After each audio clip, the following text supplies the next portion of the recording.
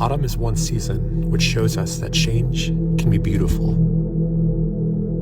I'm here at Chatfield Farms, Colorado to bring you the fifth of my series of spooky videos I'm posting throughout October, sharing some of my personal paranormal experiences every week through Halloween. For some quick thrills and chills, tune into today's video, where a leisurely walk through the park can become a run for your life if it's haunted.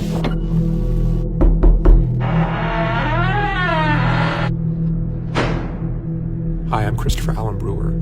You may have seen me on any number of paranormal programs on Discovery Plus and Travel Channel. As a Lakota Sioux, I was raised with tribal beliefs regarding a spirit world, and I grew up with many paranormal experiences. In 2004, I met a man by the name of James Manda, who lived near a park where a tragic 737 plane crash occurred in the 90s. He was home when this happened, and remembers the force of the impact being like an earthquake. The park and surrounding area were littered with debris. All hands were lost, and a gazebo was built to house a memorial stone for the victims. A number of unsettling urban legends soon began to spring up. One of them concerned a rift between worlds, said to have opened up at the impact site. People avoided the park after dark, and I wanted to see for myself what others were experiencing. By the next year, I had moved in with James, and we began visiting the park together.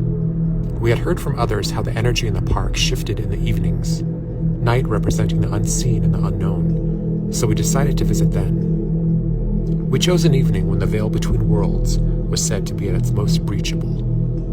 The first thing we noticed was a light near the gazebo, which began to flash, almost like Morse code.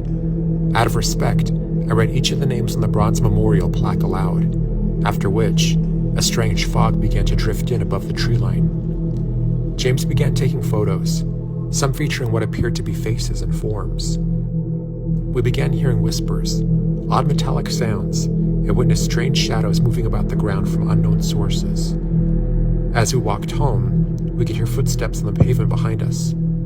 Later that night, I woke up suddenly in a state of flight or fight.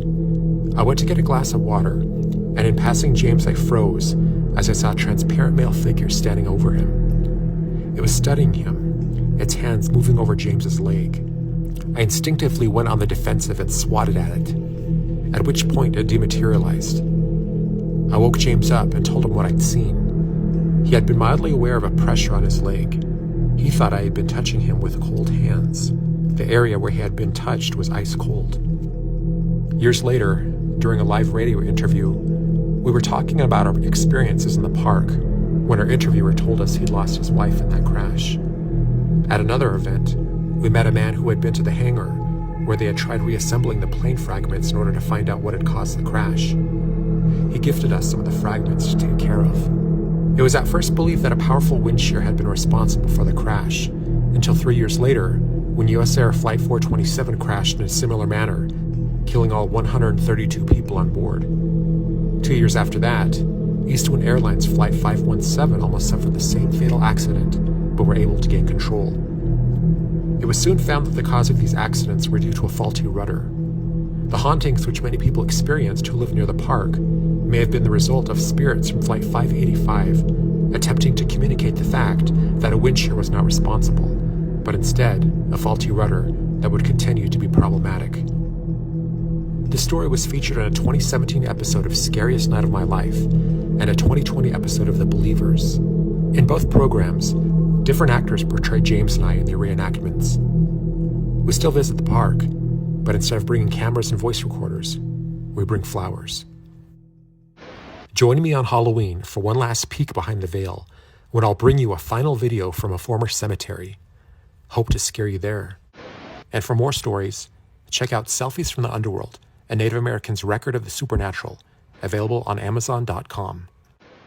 Until next time, thanks for watching, and happy haunting.